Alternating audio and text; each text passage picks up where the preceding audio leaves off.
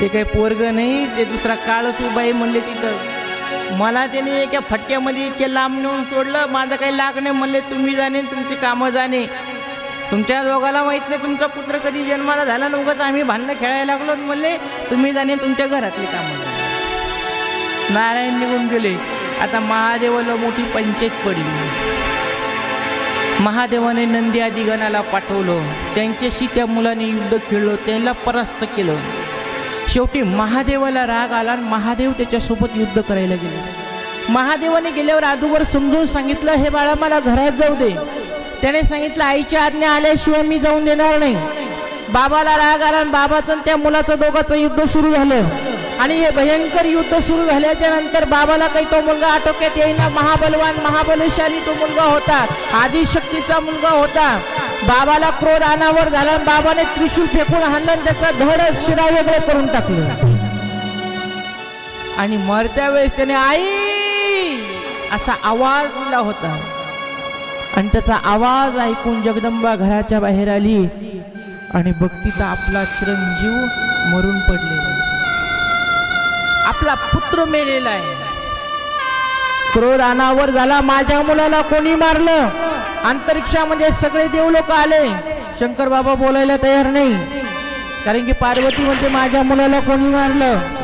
कोणीच कोणाला बोलत नाही. पार्वती म्हणते लवकर सांगा, नाही तर मी तांडव करल, या सृष्टीचा विनाश करल. माझ्या मुलाला मारणारा कोण आहे? समोर या. माझ्या मुलाला पुन्हा जिवंत झाला पाहिजे. कोणीच म्हणायला तयार नाही की शंकर बाबाने या मुलाला मारलं म्हणून. शंकर बाबा नुसतं बघायला लागले. शंकर बाबाला वाटलं हिला बोलावं, आता ही रागामध्ये विचारायचं ना, पण विचारावं कसं रागामध्ये? अरे राम, असा प्रसंग झाला, या पार्वती मातेला राग आला आणि हिने हिच्या 9 शक्त्या प्रगट केल्या. भद्रकाली, चामुंडा, दुर्गा, कुष्मांडा अशा 9 शक्ती प्रगट केल्या आणि सगळ्याला सांगितलं तांडव करा, या सृष्टीचा विनाश करा. माझा पुत्र मरण पावलेला आहे, या सृष्टीला विनाशाकडे घेऊन जा. सगळे लोक महाराज थरथर कापायला लागले. सगळे देव लोक नारायणाकडे आले, म्हणले महादेवाला सांगा तुम्ही लवकर या जगदंबेला शांत करायचं. महादेव जवळ आले, बाबाला सांगितलं. बाबा म्हणले तिला मी बोलवतो, पण तिला रागवले नाही म्हणले आता, आणि तिला ह्या परिस्थितीत बोलणं मोठं अवघड आहे. पण म्हणले बाबा ही तुमची पत्नी आहे, तिला सांगा समजून, नसता सृष्टीचा विनाश होईल. महादेवाने विष्णू भगवंताला सोबत घेतलं आधार म्हणून, आणि हळूहळू हळूहळू आपल्या जगदंबेजवळ गेली, पार्वती माताजवळ, आणि सांगितलं हे पार्वती, तू एवढं क्रोध अनावर करू नकोस, आणि ह्या सगळ्या तुझ्या शक्त्या तुझ्यामध्ये समाविष्ट करून घे. कारण की ह्या जर का शक्त्या तांडव करायला लागल्या तर सृष्टीचा विनाश होईल आणि पुन्हा सृष्टीचं सर्जन करावं लागल. तुझा पुत्र त्या ठिकाणी जिवंत होईल. तुझ्या पुत्राला मीच मारलेला आहे, पण हा कधी प्रगट झाला हे मला अगोदर सांग. तिने त्याच्या जन्माची कथा सांगितली, आणि मी माझ्या संरक्षणासाठी ह्या पुत्राची उत्पत्ती केली होती. याला पुन्हा जिवंत करा तरच मी शांत होईल. महादेवाने नंदीकडे बघितलं आणि म्हणले हे बघ, तू काल त्या दक्षाला शाप दिला होता ना, म्हणले हो, त्याला बोकडे डोकं आणलं होतं. आता एक काम कर, ह्या मुलाला जिवंत करायचं म्हणले. पार्वती तुझ्या पोराला मी जिवंत करतो, मला थोडा वेळ दे, पण तुझ्या ह्या शक्त्या तुझ्यामध्ये समाविष्ट कर. ती म्हणले पहिले याला जिवंत करा तरच मी बोलल तुम्हाला. महादेवाने नंदीला सांगितलं जा म्हणले, जो पहिला हत्ती दिसल त्याचं मुंडकं कापून आण, त्याचं मुंडकं कापून आण. आणि महाराज नंदी महाराज गेले आणि जंगलामध्ये भ्रमण करताना एक सुंदर असा बालवयातला गजेंद्र हत्ती तिला दिसला त्याला, आणि त्याने त्याचं मस्तक कापून आणलं आणि भगवान शंकराने त्या धडावर ठेवलं आणि सुंदर असा त्या बालकामध्ये संजीवनी मंत्र टाकला आणि ते बाल पुन्हा जिवंत झाले.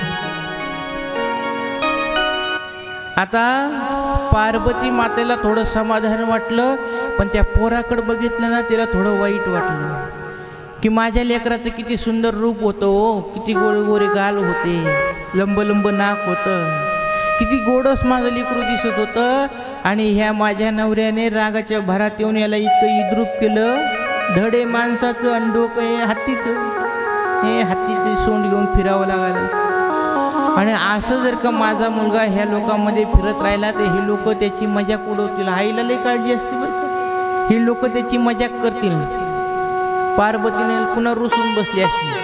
महादेव म्हणले आता झालं ना पोरगं चांगलं, बोलायला लागले, फिरायला लागले, आता काय झाले, तोंडावर बारा वाजवायला. म्हणले बारा नाही, माझा मुलगा पुन्हा सगळ्या लोकांना प्रिय झाला पाहिजे, त्याच्यासाठी तुम्ही सगळेजण मिळून माझ्या मुलाला ह्या सगळ्या गणाचा अध्यक्ष करा, तरच मी तुमच्यावर प्रसन्न होईल. बाबांनी सगळे गण एकत्र बोलविले, सभा भरिली संध्याकाळी आणि म्हणले हे गणांनो, आजपासून देव लोक, गण, यक्ष, गंधर्व, किन्नर, मनुष्य, पन्नग, नाग, भूषण सगळे जणाला सांगतो, कोणतंही काम करायचं असल, वास्तुशांती करायची असेल, लग्न करायचं असेल, मंगल कार्य कोणतं करायचं असेल, देव कार्य कोणतं करायचं असेल, तर पहिले माझ्या गणाचं त्या ठिकाणी स्मरण झालं पाहिजे. आणि म्हणून मी तुमच्या सगळ्यांचा अध्यक्ष आज माझ्या मुलाला बनवतो आणि याला अध्यक्ष पद मी आज बहाल करतो. आणि सगळ्या गणाचा पती झाला म्हणून त्याचं नाव पडलं गणपती. त्याला आताशिक नाव भेटलं शिवपुराणमध्ये. हे गणपती बाप्पाच्या जन्माची कथा आहे. अशा प्रकारे गणपती बाप्पा जन्माला आले. दुसरं त्यांचं नाव आहे गजानन, विघ्न राजेंद्र, कृष्ण पिंगाक्ष, असे अनेक नावं गणपती बाप्पाची. आणि माता पार्वतीने सांगितलं की माझ्या मुलाचं सगळ्यांनी स्मरण करायचं, त्याच्या स्मरणाशिवाय कोणाचंही कार्य सिद्धीला जाणार नाही. म्हणून गणानाम तो गणपती असं म्हणतो ना की आपण ओम श्रीमन महागणपते नमः. प्रत्येक कार्याच्या टायमाला आपण गणपतीचं स्मरण करतो. हे पार्वती मातेने मुलासाठी मागितलेला हक्क आहे. सगळ्या देवलोकांनी पुन्हा त्या गणपती बाप्पाचं पूजन केलं आणि सगळ्यांनी आपला तो अध्यक्ष मानला. असा सुंदर हा पार्वतीचा बाळ आहे आणि याचं पूजन सगळ्यांनी केलं. सुंदर याचं पूजन आपणही एका गीताच्या माध्यमातून गणपती बाप्पाचं स्मरण करू आणि नंतर ह्या गणपती बाप्पाचं लग्न कसं झालं हे आपण बघू. पार्वतीच्या बाळा तुझ्या पायात बाळा, तुझ्या बाळा तुझ्या पायात बाळा, नवरत्नांच्या घातला कमाळा, आशाचा आवाज झाला रे गणपती माझा नाचत आला, आशाचा आवाज झाला रे गणपती माझा नाचत आला. सगळे ज्या लोकांनी त्या गणपती बाप्पाचं पूजन करायला लागलेले, सगळे जण एक एक वस्तू त्याला अर्पण करायला लागले. आज त्याला पद भेटलं. सगळे देव लोक खुश झाले की आमच्या सगळ्यांच्या गणांचा तो स्वामी झाला म्हणून. आणि जो पदावर बसत असतो त्याला भेटीसाठी काही वस्तू अर्पण करावे लागतात. म्हणून त्या पार्वतीच्या बाळाला सगळेजण वस्तू भेट घेऊन आले आणि ती भेट अर्पण करू लागले.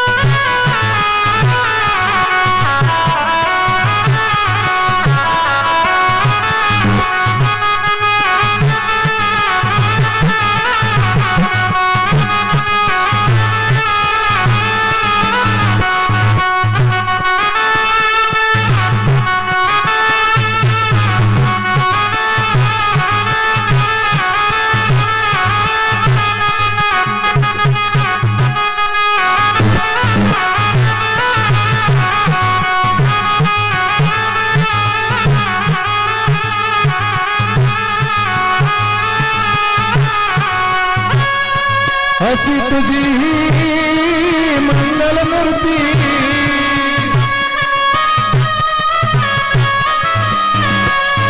अशी तुझी ही मंगल मूर्ती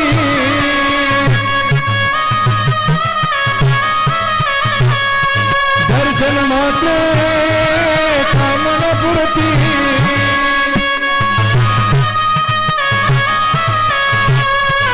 अशी तुझी ही मंगल मूर्ती दर्शन मात्र कामना पुरती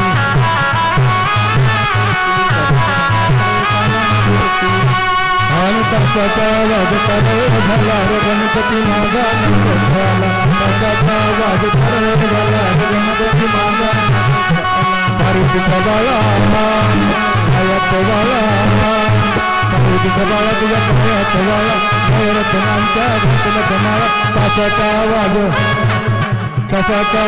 तरळ झाला रे गणपती माझा नंद झाला तासाचा वाद तरळ झाला रे गणपती माझा नंद झाला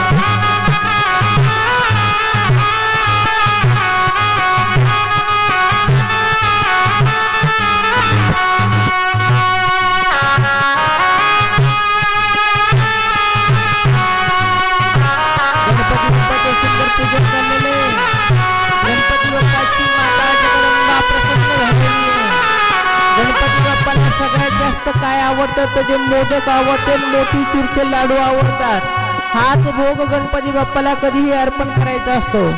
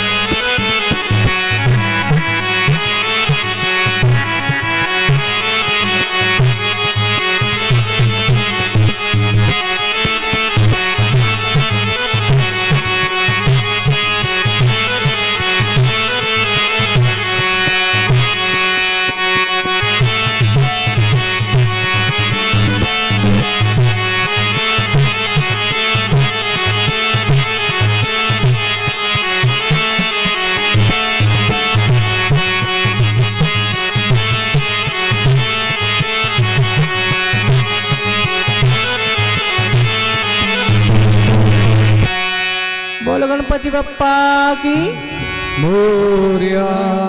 असं सुंदर त्या ठिकाणी सगळ्या लोकांनी गणपतीचं पूजन केलं आणि गणपती बाप्पाला त्या ठिकाणी आज एक पद सगळ्यांच्या साक्षीने महादेवाने बहाल केलं। गणांचा अध्यक्ष म्हणून गणपती त्यांचं नाव पडलं। गणपती बाप्पाचे 12 नाव जो नित्य नेमाने स्मरण करतो, ज्याची विद्येमध्ये प्रगती होत नसल त्याची विद्येमध्ये प्रगती होते म्हणजे अभ्यासामध्ये। ज्याला संतती नसन त्याने संततीसाठी गणपती बाप्पाचे रोज 12 नामाचं स्मरण करावं असं त्या ठिकाणी नारद पुराणामध्ये नारदाने सांगितलेले। प्रथम नाव वक्रतुंड, दुसरे एकदंत ते, तिसरे कृष्णपिंगाक्ष, चौथे गजवक्र, पाचवे श्री लंबोदर, सहावे विकटनावते, सातवे विघ्न राजेंद्र, आठवे धूम्रवर्ण, नववे श्री बालचंद्र, 10वे श्री विनायक, 11वे गणपती, 12वे श्री गजानन। देव नावे अशी 12, 3 संध्या म्हणे नर, विघ्न भीती नसे त्याला प्रभो तू सर्व सिद्धी दर। विद्यार्थ्याला मिळे विद्या, धनार्थ्याला मिळे धन, पुत्रार्थ्याला मिळे पुत्र, मोक्षार्थ्याला मिळे गती। जपता गणपतीचे 12 नाम। जो ह्या 12 नामाचं रोज नित्य स्मरण करतो, ज्याला जी अपेक्षा असेल त्याला त्याचं फळ भेटत असं सुंदर नारद पुराणामध्ये नारद ऋषीने ह्या 12 नामाचा उल्लेख केलेला आहे। आता ह्या दोनही पुत्रांचं त्या ठिकाणी सुंदर संगोपन चाललेलं आहे। गणपती बाप्पा जवळ आहे, गणपती बाप्पाचा सांभाळ व्हायला लागलेला आहे। बाललीला खूप सुंदर गणपती बाप्पाच्या सांगितलेल्या आहेत आणि अशा सुंदर बाललीला करता करता गणपती बाप्पा ही मोठे झाले आणि एक दिवस जगदंबेला आपल्या मोठ्या पुत्राची आठवण झाली। त्याचं नाव आहे कार्तिकेय आणि आपला पुत्र त्या ठिकाणी क्रोच पर्वतावर राहतो, पण तो आता उपवर झाला असेल, मोठा झाला असेल, आता त्याचे 2 हाताचे 4 हात करावं आणि आपण आपल्या हात डोळ्याने सुन्मुख पाहावं अशी कोणाची इच्छा झाली? पार्वती मातेची. म्हणून पार्वती मातेनं कार्तिक स्वामीचं स्मरण केलं आणि आपल्या बाळाला जवळ बोलून घेतलं आणि सांगितलं, बाळा आता त्या क्रोच पर्वतावर राहू नको, इथंच राहा. तुमच्या दोघांचाही मी सुंदर सांभाळ करणार आहे. आता माझं बाळ मोठं झालेलं आहे. त्याला बघितलं इतका आनंद झाला पार्वती मातेला. आणि संध्याकाळच्या वेळेला जगदंबेनं आपल्या पतीजवळ महादेवाजवळ सांगितलं, म्हणली मालक आपला ज्येष्ठ पुत्र आहे तो आता उपवर झालेला आहे आणि मला तरी असं वाटतं की आपण आता त्याचं लग्न लावून दिलं पाहिजे, आपण त्याचं लग्न केलं पाहिजे.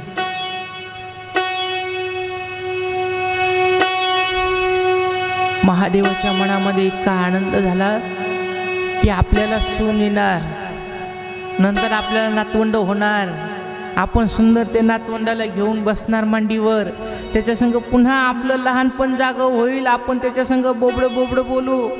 आनंद वाटला बाबाला पण. आणि बाबाने होकार दिला, म्हणले उद्याच तयारी करू आपल्या बाळाच्या लग्नाची. सगळ्या देवलोकाला बोलून घेतलं आणि म्हणले षण्मुखाचं लग्न करायचंय, कार्तिक स्वामीचं लग्न करायचंय. देवलोकांनो त्याच्यासाठी चांगली मुलगी उपवर छान अशी दिसणारी सुलक्षणी अशी मुलगी बघा. सगळ्या देवलोकाला सांगितलं माझ्या मुलाचं लग्न करायचंय. आणि आता घरामध्ये लहान्या मुलाला कळालं गणपती बाप्पाला की आपल्या भावाचं लग्न होणार आहे, दादाचं लग्न. हे मोठी ढेरी घेऊन आलं, डुलत डुलत डुलत डुलत आलं आणि गणपती बाप्पा महादेव पार्वती समोर गेले. म्हणले मम्मी माते मी असं ऐकलंय की षण्मुख महाराजांचं लग्न करायचंय, हे खरं आहे का? म्हणले हो बाळा, दादाचं लग्न होईल, त्या लग्नामध्ये सगळे पाहुणे रावणे येतील, आम्हाला येईल आहेरावर तुला ड्रेस येईल, तुला लय मोठे ड्रेस येणार आहे घालायसाठी. आणि दिवसात 3 ड्रेस बदलायचे लग्नामध्ये बरं का बाळा. तुला काय काय पाहिजे ते सांगून दे, एक यादी करून दे, तुला जे पाहिजे असं अलंकार वस्त्र चप्पल बूट काय आणायचं ते आणून देईल. आणि लग्नामध्ये जास्त धिंगाणा मस्ती करू नको, मला जास्त परेशान करू नको, माझ्या एकटीकडं सगळं काम आहे. आपल्याला दादाचं लग्न करायचं. तेव्हा मला दादाचं नाही, मला पण लग्न करायचं म्हणा. कोण म्हणलं? गणपती बाप्पा. मला पण लग्न करायचं, मला पण गोली गोली बायको करायची. कोण म्हणाले? गणपती बाप्पा. पार्वती माता म्हणली बाळा तू लहान आहेस, आजवर मोठ्या दादाचं लग्न करू नंतर तुझं लग्न करू. ती म्हणली नाही नाही मला पण लग्नच करायचं. म्हणली दादाच्या आधी माझं लग्न कर. गणपती बाप्पाने हात धरला. पार्वती माता म्हणली हे बघ बाळा असं जमत नाही, अगोदर मोठ्याचं हो दे मग तुझं करण. ते म्हणला नाही नाही दादा सोबत माझं लग्न कर बस. पार्वती माता म्हणली गणू एवढा हट्ट धरू नको, समजून घे थोडंसं. दादाचं लग्न झालं की महिन्याने तुझं लग्न लावून देईल, पण लग्नासाठी हट्ट धरू नको. तो मला नाही मला लग्नच करायचं, मला दादा संगच करायचं. पार्वती मातेला मोठं टेन्शन आलं. दुसऱ्या दिवशी सकाळी दोघं नवरा बायको बसले महादेव पार्वती विचार करू लागले. म्हणले हे लहान पोरग पण आता लग्न लग्न म्हणायला लागले, हे म्हणते मला लग्न करायचं, मोठ्याचं करावं का लहान्याचं करावं पहिले. महादेव आता महादेवच आहे. महादेवाने दोन्ही पोरायला बोलून घेतलं आणि म्हणले हे बघा दादाचं लग्न पहिले होईल, नंतर गणपती बाप्पा तुझं लग्न होईल. तर मला नाही नाही पप्पा मला पण लग्न करायचं. मग महादेवाने सांगितलं हे बघ तुझं जरी लग्न करायचं असेल तर आता मी दादाचं लग्न पहिलं करणार होतो, तू म्हणतो तुझं लग्न करायचं, पण मी आता एक पण ठेवलेलं आहे दादाच्या लग्नात. जो सगळ्यात पहिले पृथ्वीची प्रदक्षिणा करून येईल त्याचं लग्न पहिले करीन. आता तुम्ही दोघं जण भांडणं करू नका ना, आम्हाला ताण देऊ नका. आई वडील असे हुशार पाहिजे. दादाचं होईल नाही तर तुझं होईल, पण जो पहिले पृथ्वीची प्रदक्षिणा करून येईल त्याचं पहिले लग्न होईल. महादेवाला माहित होतं याचं वजन आहे 80 किलो, याचं वाहन आहे उंदीर, हे दर मुक्काम टाकीत टाकीत जाईन. आणि मोठा मुलाचं वाहन आहे मोर, आणि त्याचं वजन काही एवढं नाही, ते मोरावर बसून 1 घंट्यामध्ये सगळ्या पृथ्वीची प्रदक्षिणा करून येईल आणि त्याचंच लग्न पहिले होईल. म्हणून महादेवाने ही अट टाकली की पहिले जो पृथ्वीची प्रदक्षिणा करून येईल तुमच्या दोघातून त्याचं लग्न पहिलं करण. गणपती बाप्पा मला काहीच अडचण नाही पप्पा, दादाच्या आधी जर का नाही प्रदक्षिणा करून आलो, नाही आपण लग्न केलं तर पुन्हा म्हणणारच नाही महादेवाचा पुत्र आहे म्हणून. अशी परिस्थिती उत्पन्न. शंकर बाबा म्हणले कळण न उद्या कोण येतो अगोदर. बाबाला वाटलं की हे कशाच जाते आता, हे डुलत डुलत चालायची याला सवय आणि कशाच येते प्रदक्षिणा करून. पण बुद्धिमत्ता वरिष्ठ गणपती बाप्पा येते, बुद्धीची देवता आहे. दुसऱ्या दिवशी दोघं भावंडाने संगच आंघोळ केली, कपडे ते घातले आणि दोघं जण संगच गेले दर्शनाला. आणि दोघांनी महादेव पार्वतीला नमस्कार केला. कार्तिक स्वामी म्हटले बाबा तुमच्या म्हणण्याप्रमाणे मी पृथ्वीची प्रदक्षिणा करून येतो आणि त्यानंतरच माझा विवाह करा. पित्र आज्ञा शिरोधार्य मानतो. आणि आपल्या वाहनावर बसले, वाहन घेऊन निघाले. पण गणपतीकडे जातात असं रागाने बघितलं, म्हणजे माझ्या लग्नात तिकडं आणायला लागला. आणि कार्तिक स्वामी निघून गेले. आता बाबाला वाटलं हे हाला ना डुला ना, हे काही बाजूला जाईना, हे नुसतं उभं राहिलं बघत. बाबा म्हणले अरे गणपती आवर ना, दादा गेला ना, आता गेला असं म्हणले परतूरच्या पुढं. आवर म्हणले लवकर, तुझं वाहन बोलव, त्याला तयार कर, तुला जायचंय. दादाच्या पहिले तू पण आला तर तुझं लग्न होईल ना, तर मग तुझं लग्न होणार नाही. तर मला उंदीर मामाला सुट्टी दिली आज, त्याला नाही बोलिलं म्हणले मी, तुम्ही पृथ्वीचीच प्रदक्षिणा करणार आहे म्हणे. महादेवाला मोठं टेन्शन आलं.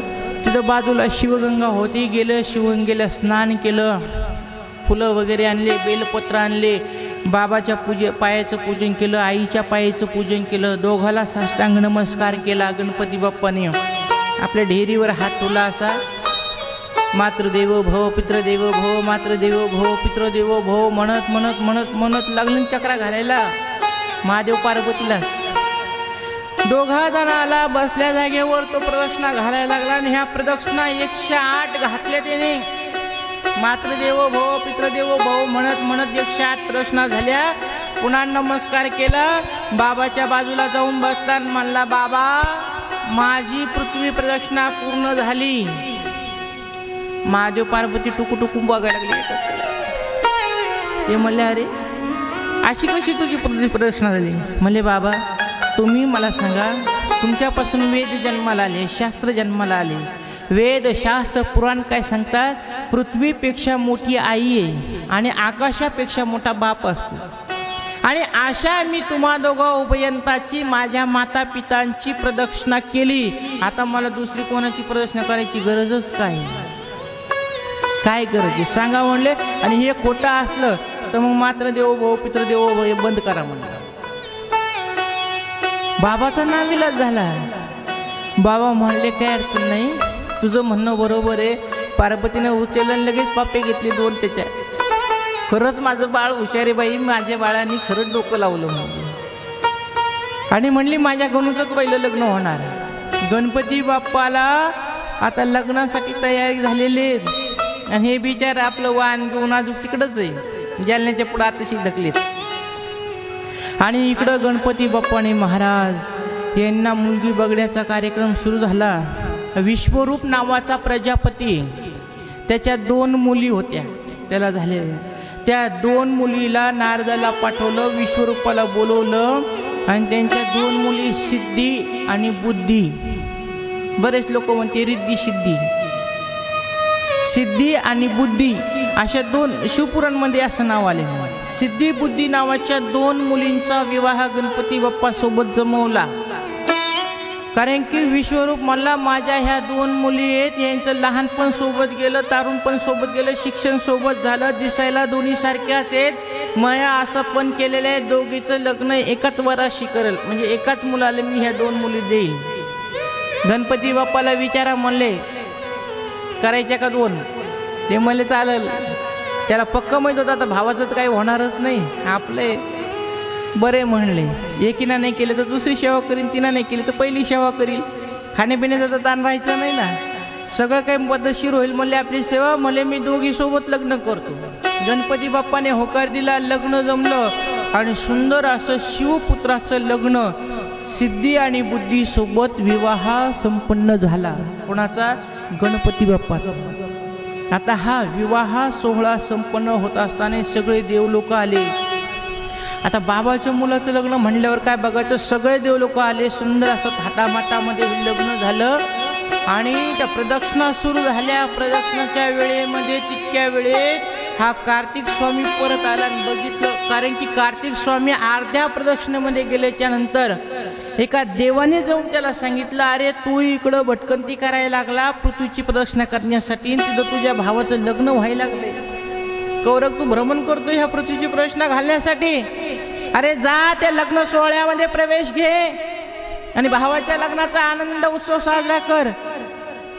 याच्या मनामध्ये संशय उत्पन्न झाला की माझ्या आईवडिलांनी मला पृथ्वीची प्रदक्षिणा करायला पाठवलं, माझ्या माघारी गणपतीचं लग्न लावायला लागले. कार्तिक स्वामी आपल्या कैलासाला परत आले तर बघतात तर गणपतीला 2 बायका, त्याचा विवाह झालेला आहे, लोक उभे सगळे लग्नाला आलेले, विवाह होऊन पडलेला आहे. कार्तिक स्वामीचा मोठा अपमान झाला. महादेव पार्वती जवळ गेले, सांगितलं, माता पितांनो तुम्ही माझ्या सोबत छल केला, मला पृथ्वी प्रदक्षिणेला पाठवलं, माघारी गणपतीचं लग्न लावलं, मी आजपासून ह्या कैलासाला राहणार नाही, मी आता इथून पुढे कधीच कैलास पर्वतावर राहणार नाही, मी क्रोच पर्वतावर निघून चाललो. आणि कार्तिक स्वामीने तिथून माघार घेतली, क्रोच पर्वतावर निघून आले. पार्वती मातेला, शंकर बाबाला खूप वाईट वाटलं की आपल्या मुलाच्या मनामध्ये संशय निर्माण झाला आणि तो आपल्याला सोडून गेला. खूप वाईट वाटलं पार्वती मातेला पण आता विवाह सोहळा संपन्न होऊ लागलेला होता, सगळा विवाह सोहळा संपन्न करू लागलेत आणि आपला एक ज्येष्ठ पुत्र आपल्याला सोडून गेला, हे पण मनामध्ये दुःख आहे. आणि गणपती बाप्पाचं लग्न सिद्धी आणि बुद्धी सोबत झालं आणि या सिद्धी बुद्धीला पुढे चालून 2 मुलं झालेले, शुभ आणि लाभ अशी सुंदर मुलं झाले. महादेव भगवंताला 2 सुना आहेत, 2 नातवंड आहेत. महादेवाचे 2 लग्न झालेले आहेत आणि त्यांच्या मुलाचे सुद्धा 2 लग्न झालेले. असा सुंदर त्या ठिकाणी हा गणपती बाप्पाचा विवाह सोहळा शिवपुराणमध्ये सांगितलेले. क्षेम आणि लाभ हे 2 मुलं झालेले आहेत गणपती बाप्पाला. आणि गणपती बाप्पाच्या सुना आपलं पत्न्या दोघी जणी मस्त सानंद कैलासावर राहायला लागलेले. एवढा भरगच्च परिवार आपल्या गणपती बाप्पाचा महादेवाचा आहे. आता आपल्याला गणपती बाप्पाचा विवाह करायचा आहे तर मधात थोडा रस्ता करा आणि थोडा रस्ता पलीकडनं पण करा. तोपर्यंत ते येईपर्यंत तुम्ही सगळे हळदी कुंकू एकमेकीला देऊन बसा, अक्षदा घेऊन बसा, तुळस पर्यंत घेऊन.